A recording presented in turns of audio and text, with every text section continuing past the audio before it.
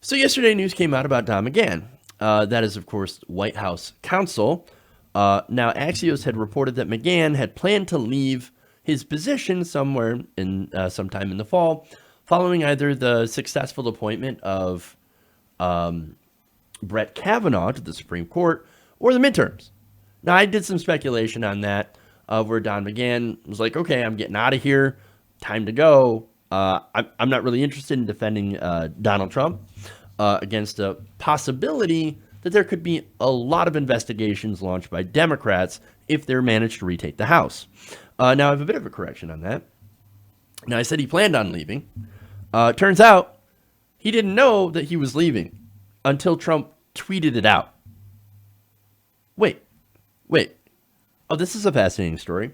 According to Washington Post reporter Bob Costa, again, the president decided to make his move on his own without talking to McGahn first.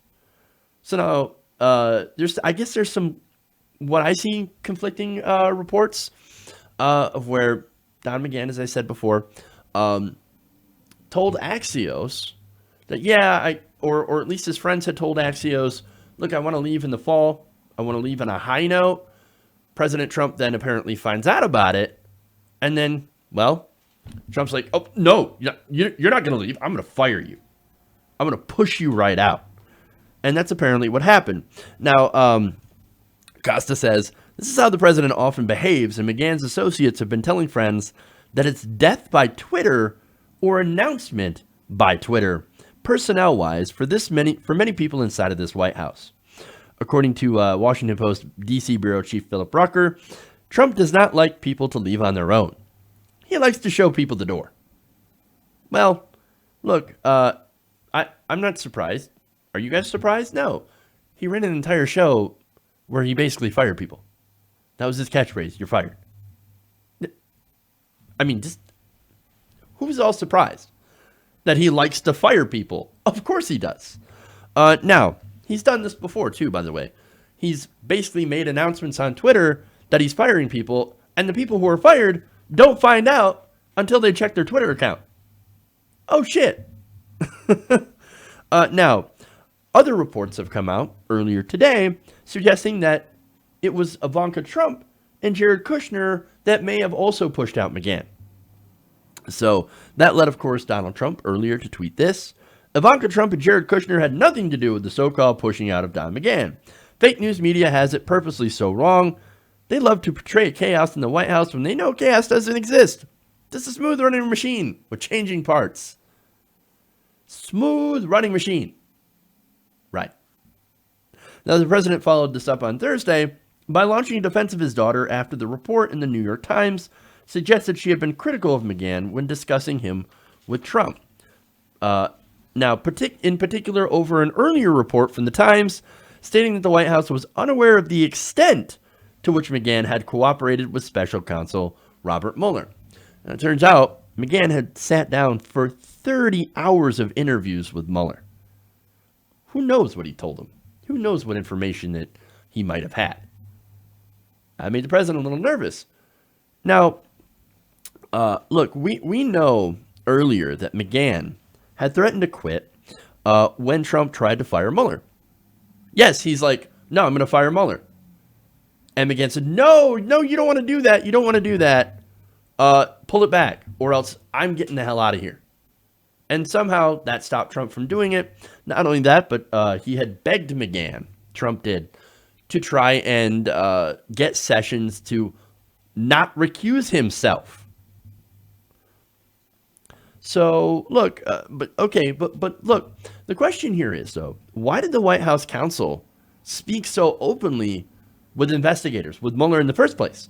You would think that's not what they would want to do. 30 hours of testimony, not a small thing. 30 hours of testimony is fairly big, fairly huge.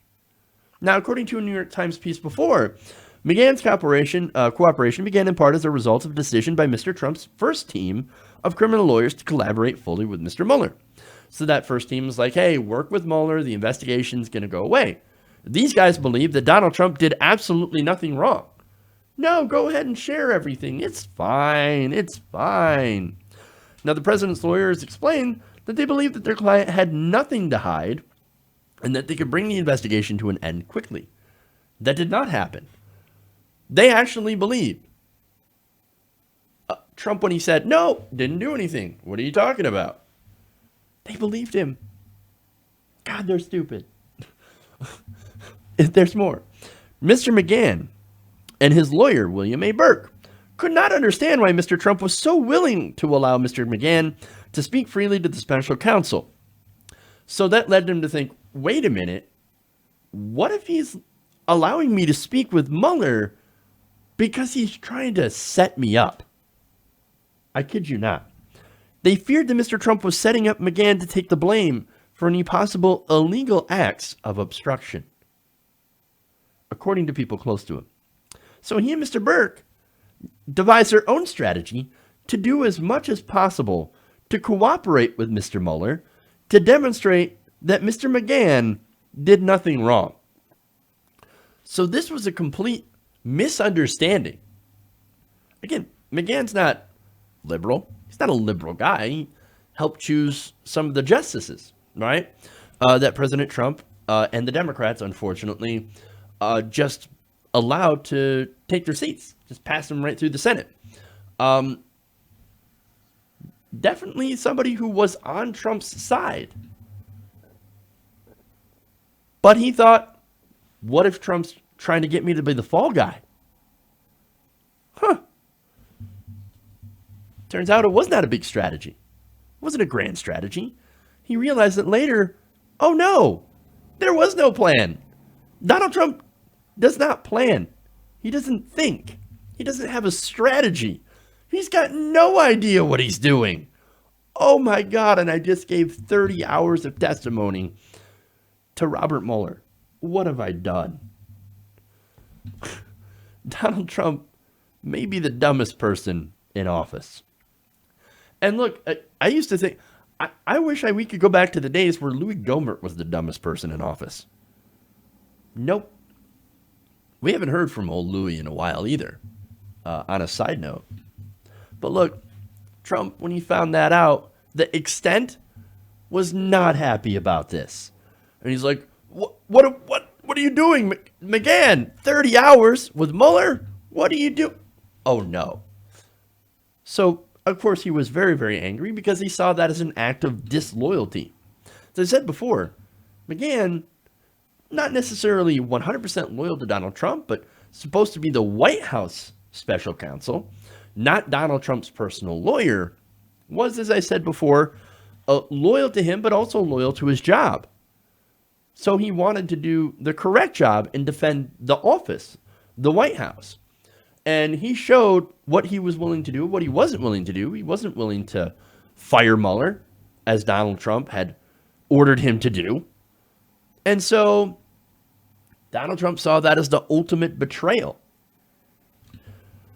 Even though McGahn was a good ally for Donald Trump, did try to protect the office, and did help him get a ton of judges through.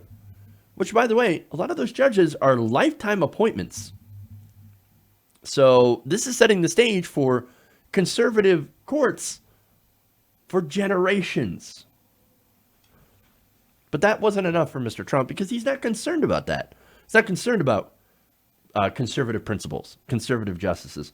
No. The thing that he worries about the most is, are you loyal to me? That's all he cares about. He's an authoritarian. He's like a mob boss in that respect. And that's what it comes down to in Trump world, loyalty. And if you're not loyal to Trump, well then, as McGahn has just found out, you get shown the door. Hey everybody, thanks for watching this video. If you want to see more like this, please hit the subscribe button below. And if you want to support truly independent progressive media, please consider becoming a patron at patreon.com/TYTNation.